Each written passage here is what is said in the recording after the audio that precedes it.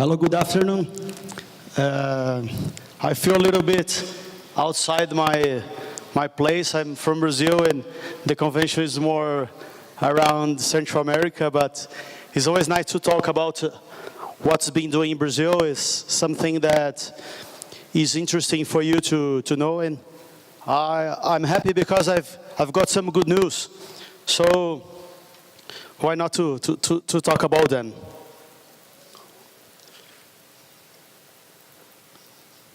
Let me work here how it is, show the next, and here we go. Oh.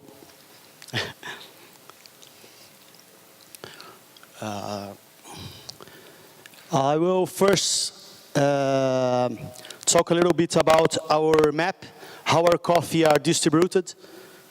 Please give me a hand on the next through here. I advance through here. All right, here we go. We have more or less our producing map, and just to have an idea, this is the main coffee belt we have in the world. Here in this area of more or less 1,000 kilometers going east to west, and no more than 700 kilometers going south to north, we have a quarter of the coffee produced in the world. So it's a very important area that we have the Cerrado of Minas, we have South Minas, and we have this big area of Espírito Santo. So we always pray every morning that nothing happens by the Lord in the weather and the bad conditions, because here we would lose a lot of coffee, and would be something that could be very scary. I will give I've prepared only 10 of those transparencies to show, and I will be quite quick. I want to be something very, very informative, but I will give you space for you to do some questions, to discuss some things, so should be something quite dynamic. Here a little bit of what our population of coffee looks like. So nowadays we have around 7 billion trees in Brazil, among Robusta and Arabica. Our planted area is more or less 2.5 million hectares. It is distributed in 13 states, and the number of properties is something closer to 300,000 producers. And this will generate around 8 million jobs. We see here a little bit of the Brazil advantages and why the Brazilian producer is responding so well to the growing consumption. We have a very friendly topography in Brazil. So we have mountainous areas, but we have most of the places that have been growing coffee in Brazil looks like flatlands. And those flatlands are permitting systems of mechanization and other systems of semi-mechanization that has been able to the producer to have a lower cost of production in Brazil. So we have those medium producers and those larger guys that we consider them to be the medium producers over 30 hectares. Therefore, those guys are capitalized, and with the market here at around 170 cents, those guys are making good money in Brazil nowadays. And other thing that is very important for us are the well-defined seasons. A dry winter in the middle of the year is our winter, is when we harvest the coffee. So we need no rains at this season because our coffee is natural. So I think around 80 to 90% of our harvest coffee is not washed. Therefore, we need the sun, we need the help of the Mother Nature to have good quality. And here I will define more or less what we were talking before. How is the producer of this country. So we have 70% of the producers are the small guys. The small guys, we consider them to be up to 25, 30 hectares. This guy, in number of people, they represent 70%, but they only deliver 20% of the coffee produced in Brazil. So if you produce around 60 million bags, those guys will deliver only 12 million bags. Then we have the second main player here, which is the medium player. This medium player will have one farm or perhaps two farms of around over 30 hectares up to 250 hectares. And this guy will be producing around 5,000 until 5,000, 6,000 bags. They are very traditional, they know well the business, the most part of them. And these guys, they represent 20% of the number of producers or properties. And they will contribute with a much bigger part. They will contribute with 40% of the coffee delivered. And then we have big farmers. Big farmers will be farmers of a size over 250 hectares. And those farms could be as big as farms of 800 hectares, and there are farmers of over 5,000 hectares. And those big guys are very powerful investors, and they are enjoying very much this wave of high profits. And those guys, we believe they will continue to invest in coffee business. Then we have our crop evolution in Brazil. It is since the 90s I am showing here. And this is something very, very interesting, because on the 90s, we were producing in Brazil an average of 30 million bags. And these 30 million bags, at that time, we had more or less the same area we have today, which is 2.5 million hectares. And the most challenging thing and interesting thing here is that this productivity, since the 90s through the 2000 years until now, 2015, 2016, and 2017, this has been a very important growing curve, which in the middle of the 2000s, we were having an average of 20 bags per hectare produced, and nowadays this number is very, very much constructive. We are around 26 to 27 bags per hectare, considering the Robusta and considering also the Arabica. And then you can see there that the Robusta is a smaller part. It represents there a little bit over 20%, but we are around hovering the area of 60 million bags. One of the things that are most important on this growing thing that we like to discuss is the productivity on technology. So, of course, technology is something very much related to the chemicals used, the fertilizing, also the varieties. The producers in Brazil, they are very much driven for the varieties of the trees they are planting. So they very much they look to discuss with the agronomists which are the varieties that can deliver a good quality of cup. But rather than that, they are very much focused on that area they are growing, which variety delivers better productivity.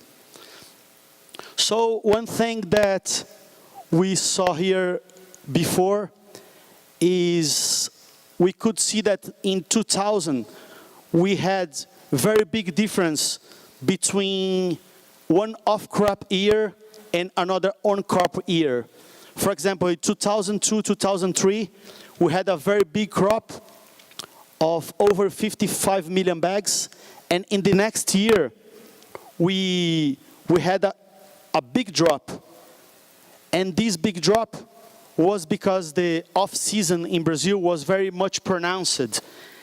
And then this guy was not happy about that, because for the cash flow of a company, it would be terrible, because in 1 year you were rich, and the next year you were close to be poor.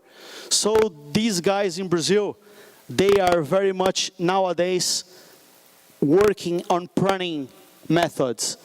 And this has been, in the last 10 years, a thing very well studied by the local agronomists, which is the best way to have a higher productivity, but also to be very cost effective. Therefore, we have here some examples of how this is done here on the pruning method.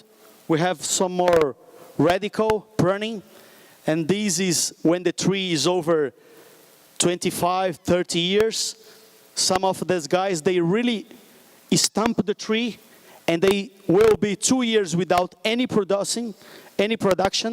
So this is not a very much used technique, but it is effective for some guys because they can keep all the root, the structure of the tree, and they can be saving some money through the next years, and they will have basically activity after 2 years of a very young tree. But the most common kind of pruning we have is the parrot pruning. It's a pruning that it takes the side of the tree and also on the top of the tree. So these guys, what they will do, they will take a part of the property, and they will do this pruning, and this pruning will be, of course, in the trees that are more stressed. So therefore, if for example, this year, one coffee field was very high productive, let's say over 60 bags per hectare, and after the flowering, these guys, they can check with the help of the agronomists that the tree suffered too much. They do this pruning, so therefore, these trees in 2017 will produce 0, but in 2018, those trees will have a very high productivity again. So this has been very much used in Brazil. So we hardly see one farm in Brazil nowadays that doesn't do this kind of technique, and this is very well pronounced in many different farms in Brazil. Let's see the next one here. I think this guy is doing some mistakes here. Okay, I have the crop evolution, and then, sorry.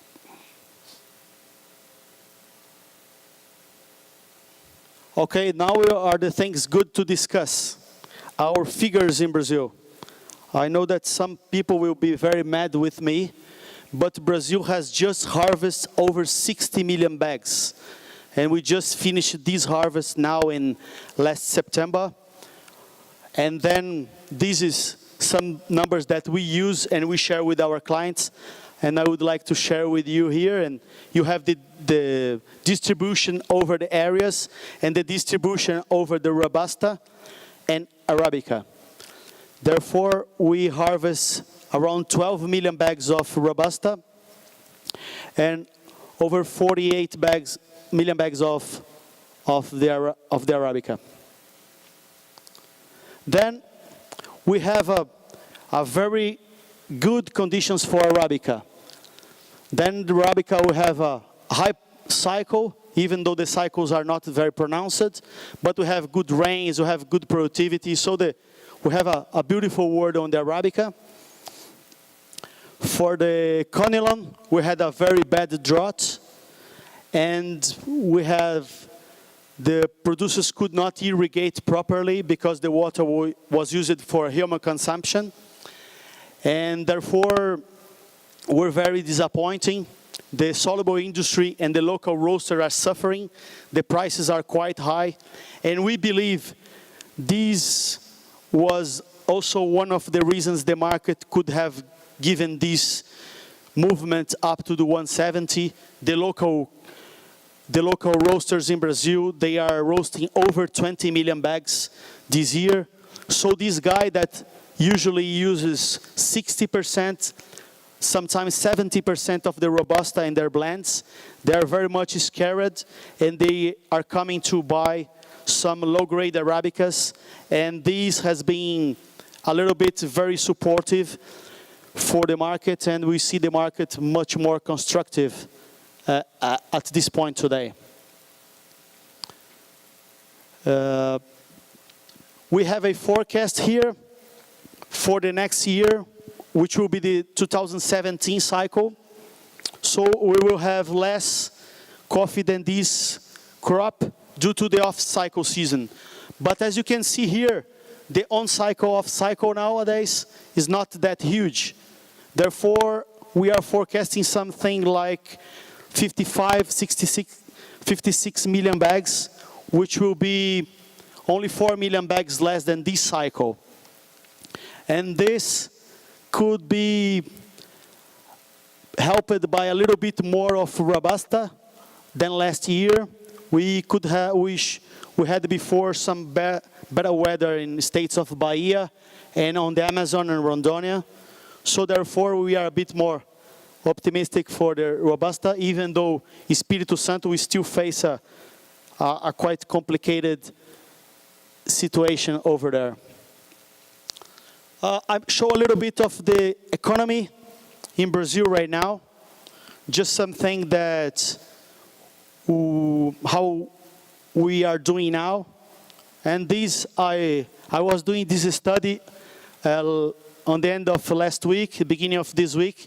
So we did not have Donald Trump elected. And sorry, I was not expecting he was the new president of USA. So we saw from yesterday, and we are seeing today the real much weaker. And we were trading the real at 335 on this morning, and on Monday we were trading 322. So this was a little bit unexpected for us. I placed there the dollar was under pressure, and we can see that in Brazil is not under pressure any longer. This is very dynamic, and the presenter here did not have time to redo the analysis. But overall, our economy in Brazil is still under a recession. And in 2015, we decreased our size of our economy over 3%. And this year, our GDP should be minus 1%. And we are hopefully that in 2017, our economy will be back growing. We have in Brazil very high interest rates. And this is one thing that is responsible for a little bit of pressure on the dollar, because we have a lot of investors from other countries that send dollars in Brazil, and they play in the financial market. You can see there the interest rate is 14%, and the inflation is around 8%. So there is 6% net interest for investors to bet in Brazil in public titles. So this is something that has been attracting money in Brazil. So we have the inflation nowadays in Brazil is 8% a year, 8.5 or something. We have a forecast for 2017 around 7%, and 2018 around between 5 and 6%. So we should have for next year an interest rate, the bankers say it should drop to around 10%. And the good thing is that the agribusiness is doing better than the industry. And we have this very good thing in Brazil that the interior has been growing a lot. The The cities on the countryside have been growing due to a very good growing, not only in coffee, but also in sugar growing and cattle, also soybeans, and other activities that Brazil is also a leader.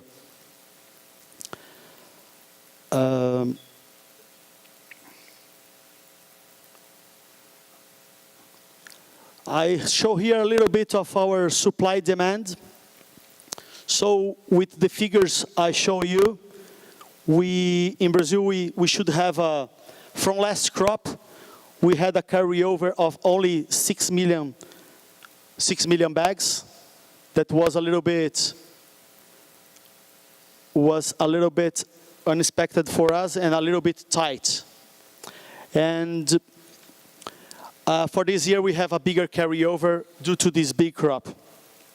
And here, just to finish, I have something to show you around our technologies here. We see this here is a harvesting machine that is done by Pinhalense, that has also a boot over here, and shows a little bit how this machine works.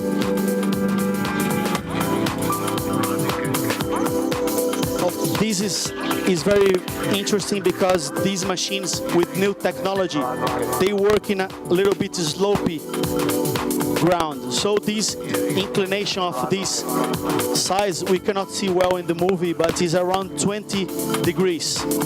So this machine that was first projected for just very flat lands, these kind of machines nowadays are working in a much more irregular lands. So this is something that is driving the cost of production lower. You can see that this is a variety called Mundo Novo. It's a very tall tree of around 4 meters tall. And this is a very modern machine that has only 3 wheels. And this is very adapted to what we have in the very many areas in Brazil that are not 100% flat. And then we have this, that is a more innovative harvesting technique done on the Conilon coffee. That is, the Conilon coffee is a coffee that needs much more pruning. And this is a technique being used for the local guys over there. That is, you can see that at the same time they do the pruning, they also do the harvest. This is very much revolutionary for the producers there. And we believe that more guys are looking for these new techniques. The guy goes cutting. In this case, he has a knife, but sometimes he can have an automatic drill. He goes cutting the branches that are productive, and this goes into a canvas. And this canvas has the hand of 2 guys only, giving a help to the machine that is rolling down the canvas and pulling all these coffees also together with the trees, together with the leaves, and everything goes into a mill. And this mill is positioned just on the line, on the street of the main street on the long line. And you can see in the next part of the movie that the machine is separating that is the organic material that will be returned to the field as a natural fertilizer. And look, what the whole thing. With just 3 guys working, the coffee is harvested, and this is very revolutionary. And the guy also in the same work has already done the pruning system. So this is something that the investors on the Robusta are doing very much. And this machine is a machine that costs no more than $60,000. So it's something that I could show for you here in some minutes, how the Brazilian producers are very much driven to this business, how Brazil has conditions to serve the industry and to offer either Robusta coffee and Arabica coffee in a pretty much modern way. And I put this myself here ready to try to answer any doubts you could have, any things. I know that many people here are mad with me with these high numbers, but it is what it is, and the Brazilian producer is very professional, very prepared, and I'm here to listen any question you might have. Thank you very much.